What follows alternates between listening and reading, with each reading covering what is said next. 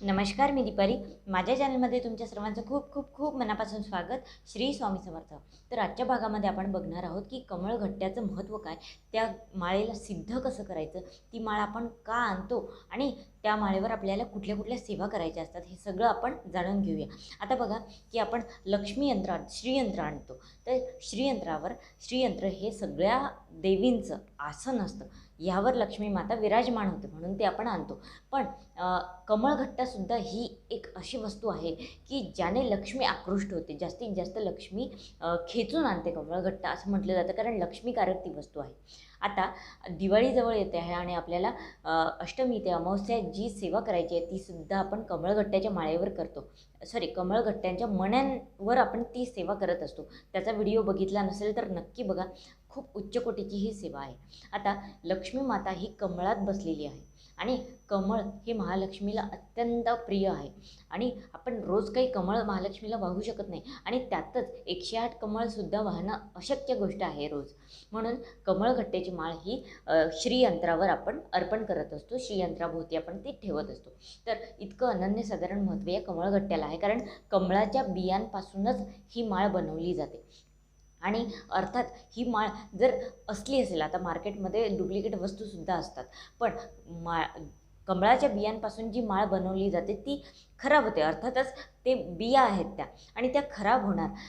त्यामुळे ती जपून कशी ठेवायची की जेव्हा तुम्ही ती आणता तेव्हा जर तुम्ही ती जप करण्यासाठी वापरत असाल तर ती वेगळी ठेवा. जप करण्याची माळ ही श्रीयंत्रावर ठेवू नका शक्यतोवर, कारण आपण जप करण्याच्या माळा ही प्रत्येकाच्या वेगळ्या आणि प्रत्येकाच्या सेपरेट ठेवत असतो. तर ज्या पिशवीमध्ये, ज्या डब्बीमध्ये तुम्ही ती माळ ठेवता त्या डब्बीमध्ये कापुराच्या वड्या टाकून ठेवा, म्हणजे ही माळ लवकर खराब होणार नाही आणि तिला कीड लागणार नाही. दुसरी गोष्ट, तुम्ही श्रीयंत्राभोवती जर माळ आणणार असाल तर आपलं श्रीयंत्र छोटंसं एवढं असतं आणि 108 मण्यांची माळ न आणता मग तुम्ही 40 मण्यांची माळ आणू शकता किंवा छोटीसुद्धा माळ मिळते ती तुम्ही आणू शकता. आणि जप करायचं असेल तर मग 108 मण्यांची माळ तुम्ही आणा. ही दुसरी गोष्ट.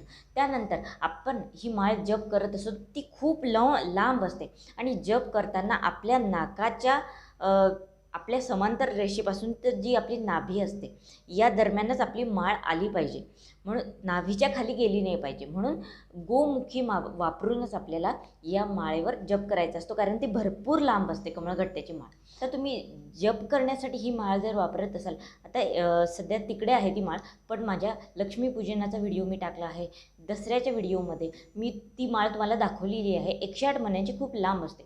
तर त्या केसमध्ये तुम्हाला जर जप करायचं असेल तर त्यावर तुम्ही लक्ष्मी गायत्री मंत्र, विष्णू गायत्री मंत्र, कमलात्मक मंत्र हे मंत्र अतिशय प्रभावी असतात जर हे मंत्र आपण कमळघट्ट्याच्या माळेने जप केला याचा.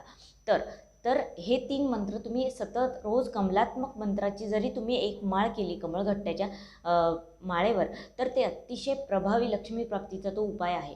आणि म्हणून आपल्याला हे 3 मंत्र तरी तुम्ही कमळघट्ट्याच्या माळेवर तुम्ही केले पाहिजे. ही माळ तुम्हाला घ्यायची असेल तर मी तुम्हाला सांगितलं होतं की दसऱ्याला तुम्ही खरेदी करा, पण ज्यांनी घेतली नसेल त्यांनी धनत्रयोदशीच्या दिवशी ती खरेदी करू शकता.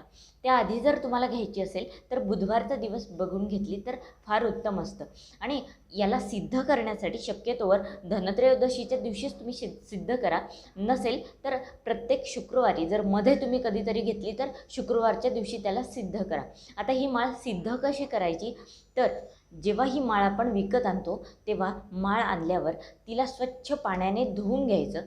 त्यानंतर एखाद्या ताम्हणामध्ये घ्यायचं, प्लेटमध्ये ठेवायचं आणि त्याला आपल्याला धूप दीप हळदी कुंकू वाहून त्याची पंचोपचारे आपल्याला पूजा करून घ्यायची.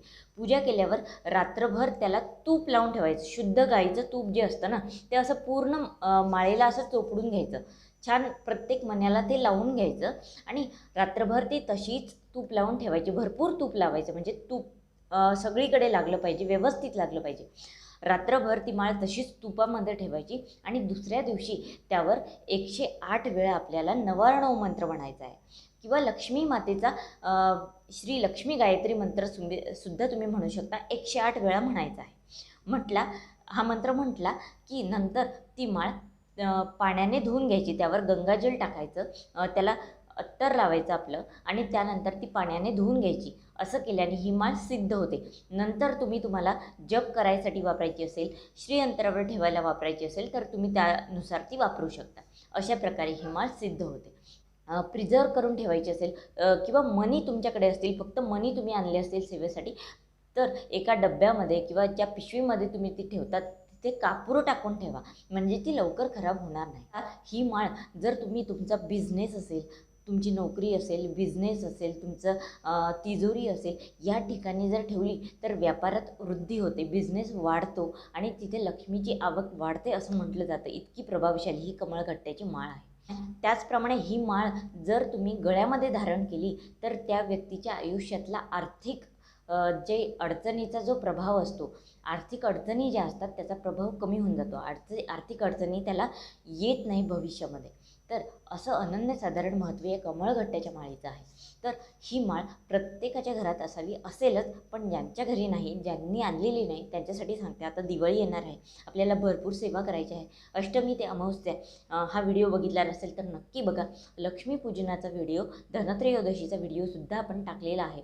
शास्त्रशुद्ध पद्धतीने आणि अगदी सोप्या पद्धतीने पूजा कशी करता येईल आपल्या स्वामी मार्गानुसार, तर ते सगळं व्यवस्थित मी त्या पूजेमध्ये तुम्हाला सांगितलं आहे. नक्की व्हिडिओ बघा. डिस्क्रिप्शन बॉक्समध्ये मी तुम्हाला लिंक देतेच आहे.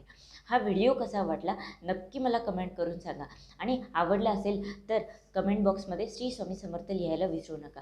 जास्तीत जास्त लोकांपर्यंत व्हिडिओ पोचवा, म्हणजे स्वामी सेवा आपल्याला घराघरामध्ये पोचवता येईल. श्री स्वामी समर्थ.